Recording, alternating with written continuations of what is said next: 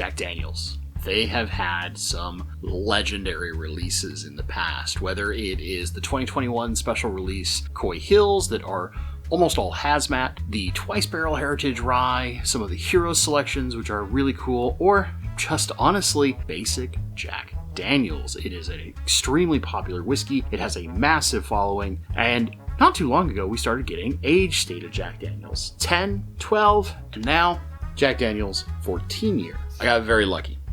Got very, very lucky through one of the places that I frequent and was able to get a bottle of this at MSRP, which is tough because people are already saying that there is a high likelihood this will be their whiskey of the year. So the question is it actually that good? Because the secondary value on these things is already hitting $450 to $500 at a base MSRP of about $150 before your taxes. This is one of the most expensive Jack Daniels releases ever. Does it hold up? Is it worth that initial price tag? Is it worth that secondary price tag? And can it stand up to something as revered as Coy Hill? Well, it's 2 Minute Tuesday. Let's get into it. A preface. Historically, I have been a fan of the Jack Daniels 10 year more than the 12 years. The first batch of 12 year had this kind of like weird sour lemonade thing going on for me, just how it hit my palate. The second batch was a bit better, and I've tried the most recent batch 3 along with batch 4 of the 10 year, and I wasn't really a fan.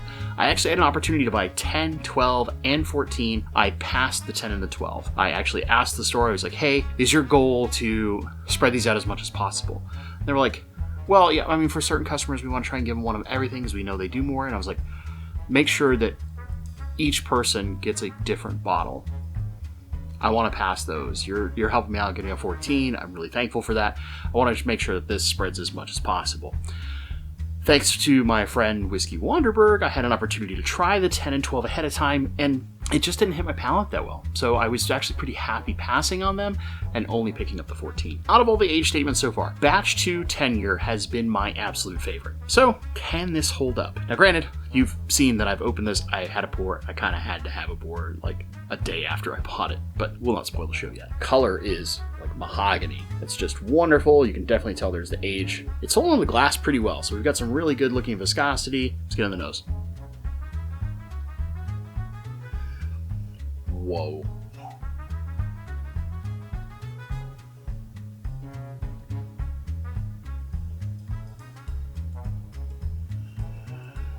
Dude.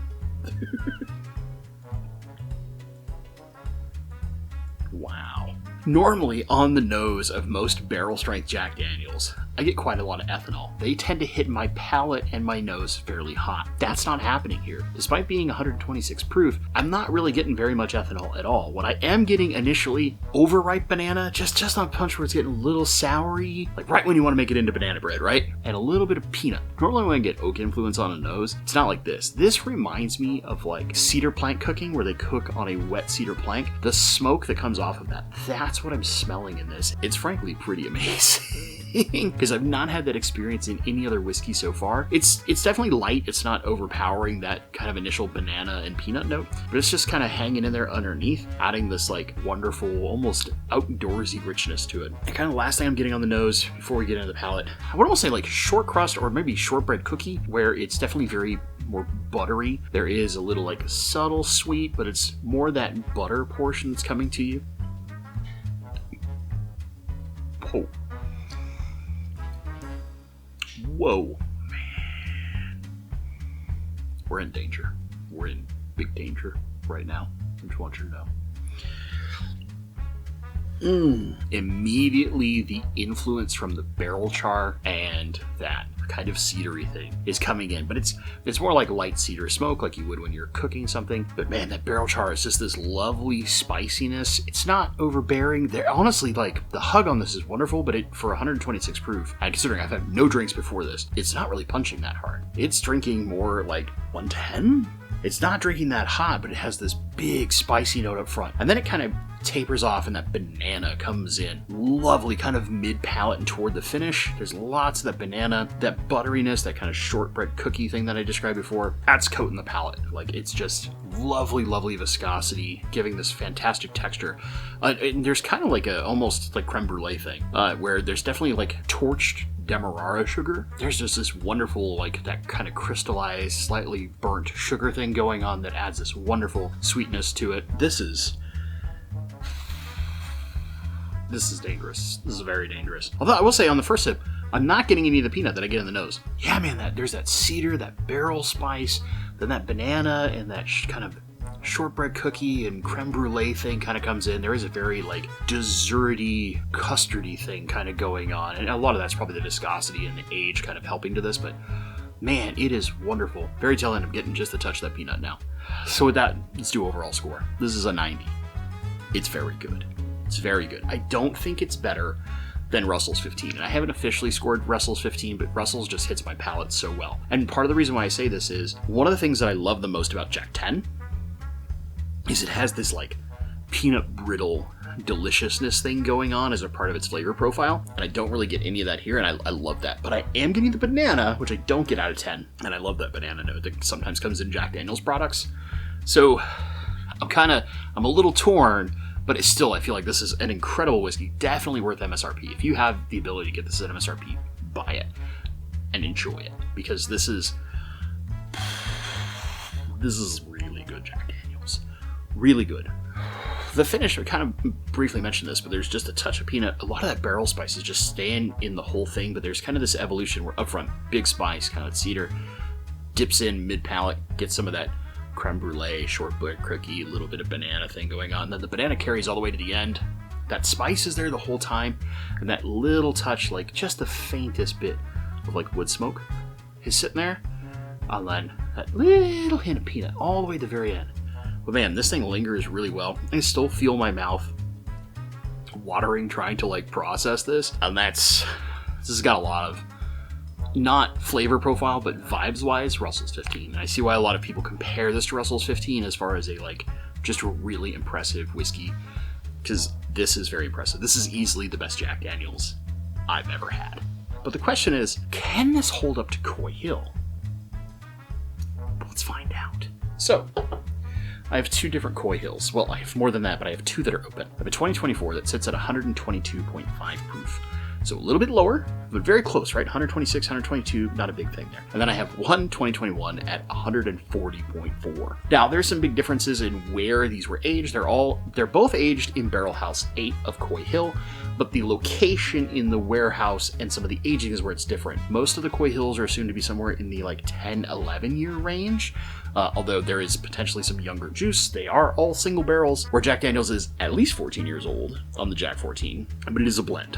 So, we will start with our 2024 Coy Hill at 122.5 proof and see what we get. Real quick, nose, sip, compare right off the kick. Would I rather have one or the other? Because their secondary value is actually surprisingly close. So I will say right away on the nose, there's this big kind of syrupy note as opposed to like the banana and the oak that I get in the 14. But I don't know how to describe it. It's not like super berry. It's kind of almost a sugar syrup. It also has a bit more ethanol on the nose. That 14 is so smooth on the nose. I know people hate that term smooth, but I think the nose on the 14 is better.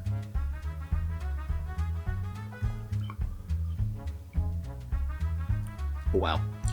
Yeah, it's significantly different. I mean, you kind of expect that, right? 14 years versus something else, but big peanut note up front. Almost none of the like oak presence. It definitely is less ethanol-y than the nose on the palate, but as it gets toward the middle, there is this like really rich molassesy thing going on. The spice level is definitely significantly less pronounced in this, so that barrel char, that influence from the barrel spice, nowhere near as strong. There's just not as much complexity in the 2024 Coy Hill. But I do like this Coy Hill because it's not as in your face as the one we're about to do. But what I will say is, compared to the complexity of the 14, if you're looking at these and you have to make a choice between a 2024 Coy and the Jack Daniel's 14, and they're relatively similar in price, maybe there's like a $50 difference between the Coy and the Jack Daniel's 14, I feel like it would be worth it to get the Jack Daniel's 14. I think it's just better whiskey than this Coy, and I like this Coy Hill, but It's better. So what about the 2021 Hazmat Monster? Let's find out. Oh. Definitely can get the hazmat on the nose. There's way more ethanol in this bad boy. It has a very similar, like, syrupy sweetness to it. I just have to imagine it's the proof lending its sweetness through, and it's how its oak influence is there. There's not any of the barrel spice. There's like a little hint of cherry though, which I wouldn't expect out of a Coy Hill. I don't generally get cherry out of Jack Daniels at all, so interesting. Here we go.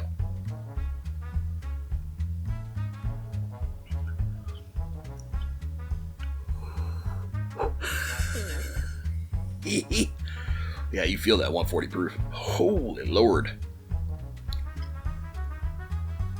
I might have to take a second sip just to actually properly get flavor profiles out of it, because that proof is something I gotta get past. And this is where Jack Daniels drinks hot on me. Like these, the 14 didn't drink hot. This definitely is. I mean, granted, it's 140.4 proof, but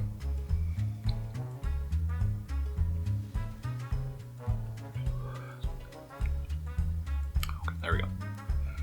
Yeah, man, there's a little like medicinal cherry on the palate, where it's that ethanol and it's taken it to that kind of like almost cough syrupy cherry. And thankfully it's not quite as acrid as that is, but man, it is that's a big note that I'm getting out of this particular one, the 140.4.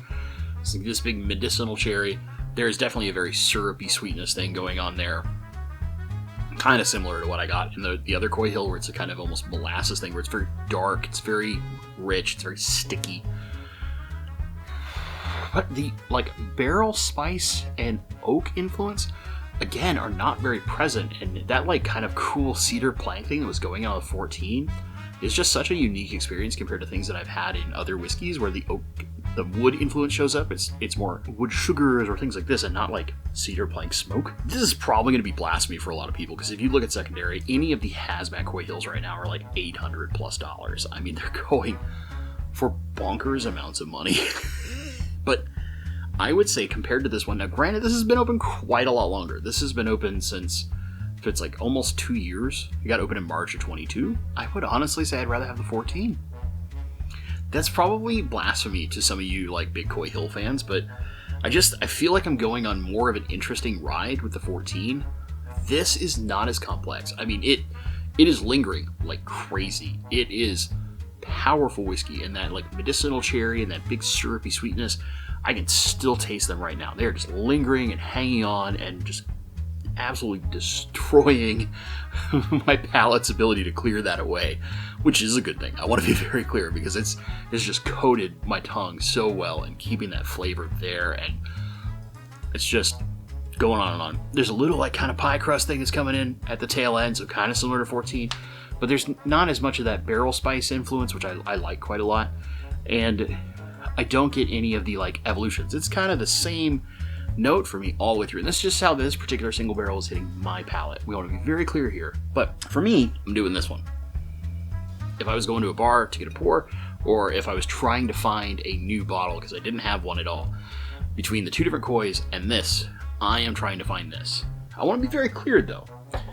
I think the difference is small. I think the 2021 Coy would be something like an 88, and the 2024 Coy would be something like a 86, maybe 87. Depends on the barrel, right? They're all going to hit us a little differently, but for my two that I have open, that's how they're hitting me. And right now, I would prefer the evolution and the ride that the JD14 is taking me on. So if you have a JD14, you don't like it very much for some reason, and you'd rather have something else, let me know. But seriously, if you have an opportunity to get this at a reasonable price, do I think it's worth the like $450-ish it's going for on secondary? Maybe if that becomes a very special celebratory bottle for you. Like if this is the bottle you open on your birthday, and you have it once a year on your birthday, and you're a big Jack Daniels fan, then okay, I could see that. But if it's something you want to have and like go through in a couple months, I don't think it's worth quite that much. It's phenomenal whiskey, I want to be really clear. And if you are in a fortunate enough position to where $400 for a bottle is fine, well then it's worth it. But I think for most of us, we're trying to be a little more frugal with our money, and if we're going to go big on something like that, it needs to be very, very special to us. We need to be naturally like really into Jack Daniel's product, or we have to get it closer to MSRP. So that's it. I really hope you guys have enjoyed this review. I'm thrilled to have got one. I definitely am going to have to thank the person with a few samples here soon. They're going to have to do this flight with me. Please give the video a like. Leave a comment down below. Like, have you had Jack Daniel's 14? Have you tried it versus a Coy Hills? Maybe you've had one of the Hero selections, because these are also aged in Coy Hill. The Hero Selection Bourbon, so it's military only. Also from Barrel House 8. Same barrel house. Barrel proofed. So it's very, very similar. It's just not quite as old as, say, some of the Coy Hills. So have you tried that? What are your thoughts there? Hey, if you're not subscribed, consider becoming a subscriber. It's one of the best ways to tell Papa YouTube that, like, hey, I like this stuff, and maybe someone else will too. It helps us small channels grow. It's like literally the best way. And it's completely free. And once we hit 1,000 subscribers, we're going to give away this, an E.H. Taylor single barrel, and maybe a few other things too. We'll see how things go. As always, my friends, thank you so much for watching, and stay awesome.